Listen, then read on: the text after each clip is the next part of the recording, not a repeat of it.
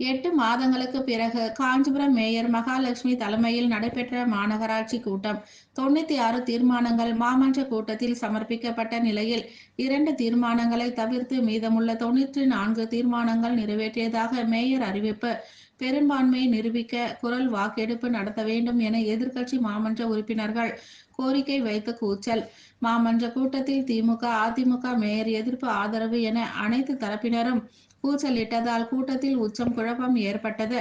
தீர்மானங்கள் நிறைவேற்றப்பட்டதாக மாநகராட்சி மேயர் அறிவித்துவிட்டு சென்ற நிலையில் காங்கிரஸ் கட்சியை சேர்ந்த துணை மேயர் கூட்டத்தில் எந்தவித தீர்மானங்களும் நிறைவேற்றப்படவில்லை என அறிவித்ததால் பரபரப்பு. பெண் கவுன்சிலர்களை ஒருமையில் பேசியதால் காஞ்சிபுரம் மாநகராட்சி கூட்டத்தில் பரபரப்பு. தீர்மானங்கள் நிறைவேற்ற வாக்கெடுப்பு நடத்த வேண்டும் என எதிர்க்கட்சி கவுன்சிலர்கள் போர்க்கொடி. அதிமுக கவுன்சிலர்களின் ஆதரவுடன் வெற்றிகரமாக நடைபெற்ற கூட்டம். கவுன்சிலர்கள் போராட்டத்தில் ஈடுபட்ட நிலையில் தீர்மானங்கள் நிறைவேற்றப்பட்டதாக மேயர் அறிவிப்பு. அனைவருக்கும் வணக்கம்.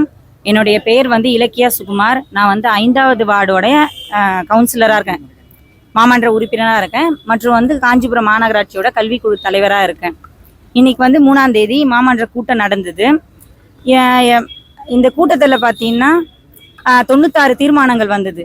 மக்கள் நலனுக்காக வச்ச தீர்மானங்களுக்கு நாங்கள் எந்த எதிர்ப்பும் தெரிவிக்கலை. ஆனால் இப்போ இருக்க இந்த மேயர் அவங்களோட அதாவது மணி வரக்கூடிய என்னென்ன தீர்மானங்களோ அதெல்லாம் லே அவுட்டு கமிஷன் அவங்களுக்கு எதெல்லாம் வரணுமோ அந்த தீர்மானங்கள் நிறையவே வச்சிருக்காங்க. லே அவுட் வரத்து, இப்போ ஆடட் ஏரியாவுக்கு ட்ரைனேஜ் வரத்து, இதெல்லாமே நிறைய வச்சிருக்காங்க. அதுவும் மக்கள் நலனுக்காக கிடையாது, அவங்களுடைய கமிஷனுக்காக தான் இந்த தீர்மானத்தை வச்சு எங்களுடைய நாங்கள் ஒரு 35 கவுன்சிலர்ஸ் இருக்கோம். எங்களுடைய சம்மதம் இல்லாத அவங்களே தன்னிச்சையா நிறைவேற்றிட்டாங்க.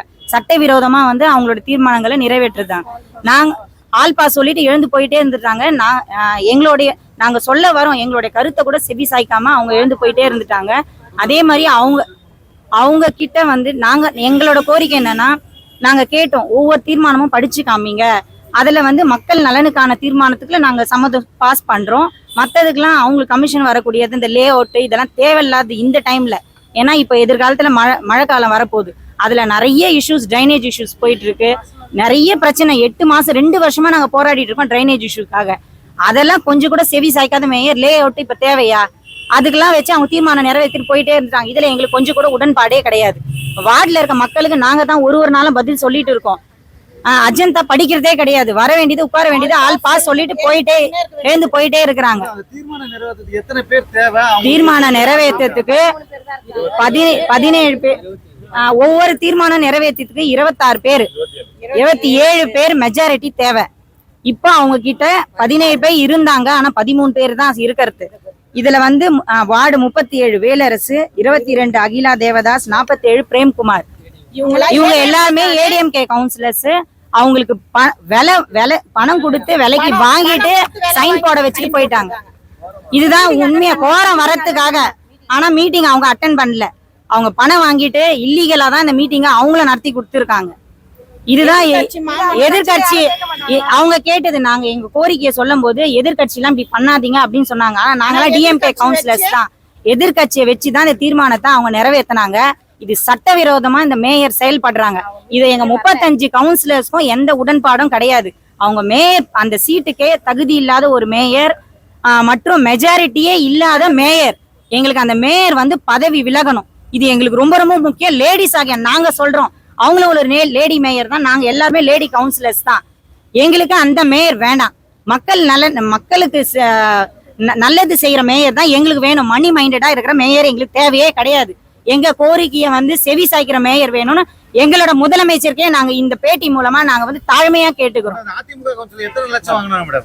அது எங்களுக்கு தெரியாது, அவங்க வேலை போனது எங்களுக்கு எப்படிப்பா தெரியும்?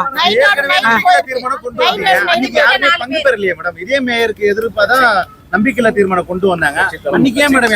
நாங்க அன்னைக்கும் கட்சி தலைமையை சொல்லி கட்சி தலைமைக்கு கட்டுப்பட்டு தான் இந்த நம்பிக்கையில்லா தீர்மானத்துக்கு நாங்க போகல. இதுக்கப்புறம் இன்னைக்கும் கட்சி தலைமை கட்டுப்பட்டு தான் நாங்க மீட்டிங் போனோம். ஆனா ஒரு தீர்மானமும் படிச்சு காமிங்க, நாங்க மக்கள் நலனுக்காக இருக்கிற தீர்மானத்தை நாங்க நிறைவேற்றோம். ஆனா மணிக்காக இருக்க தீர்மானத்தை நாங்க கேன்சல் பண்ணோம் தான் எங்களோட கோரிக்கையை வச்சோம். ஆனா நாங்க அதுல வார்டு லே அவுட்டு அதுதான் ஓப்பனா சொல்லிட்டேன். அவங்களுக்கு பணம் சம்பாதிக்கிறது எந்தெந்த தீர்மானம் வந்ததோ அதெல்லாம் அதெல்லாம் தான் முக்கியமான தீர்மானத்துல வந்தது. அவங்க எங்களோட இதுவும் கேட்கவே இல்லை, வரல. ஒரு எங்களோட இப்ப என்னோட வார்டு 5, எங்களோட வார்டுல 5 நாங்க எத்தனையோ தீர்மானம், ரோடு சரி கிடையாது, டிரைனேஜ் சரி கிடையாது, எவ்வளவு கொடுத்துருக்கேன் சார். உங்களுக்கே தெரியும் இவ்வளவு பிரச்சனை இருக்குன்னு சொல்றீங்க. அப்ப தலைமை வந்து மேயருக்கு தானே ஆதரவா இருக்காங்க. இல்ல மேயர் ஆதரவா இல்ல, தலைமையும் மேயருக்கு ஆதரவா இல்ல. பெரும்பான்மையை நிரூபிச்சுட்டு அவங்க வந்து மேயரை பதவியை தக்க வச்சுக்கிட்டோம். அததான் இன்னைக்கும் நாங்க சொன்னோம், உங்க பெரும்பான்மையை நிரூபிங்க, அப்புறம் நாங்க வந்து உட்கார்றோம்னு சொன்னோம். ஆனா அவங்க அதுக்கெல்லாம் தயாரா இல்ல. வந்தாங்க, உட்காந்தாங்க, ஆல் பாஸ் அப்படின்னு சொல்லிட்டு போயினே இருந்துட்டாங்க. நாங்க நடந்தே போய் கமிஷனருக்கு எல்லாம் இந்த கூட்டம் வந்து சட்ட ரீதியா போயிருக்கு அப்படின்னு மனு கொடுத்துட்டு இங்கே வந்து உட்கார போறோம். நாங்க இப்ப வரைக்குமே இத்தனை கவுன்சிலர்ஸ் இருக்கோம், சட்டத்தை மீறியோ கட்சியை மீறியோ யாருமே வந்து கட்சி கெட்ட பேர் வரத்துக்கோ சட்டத்தை மீறியோ எல்லாமே லீகலா தான் பண்ணிட்டு இருக்கோம். ஆனா இப்ப இருக்க மேயர் எல்லாமே இல்லீகலா தான் பண்ணிட்டு இருக்காங்க.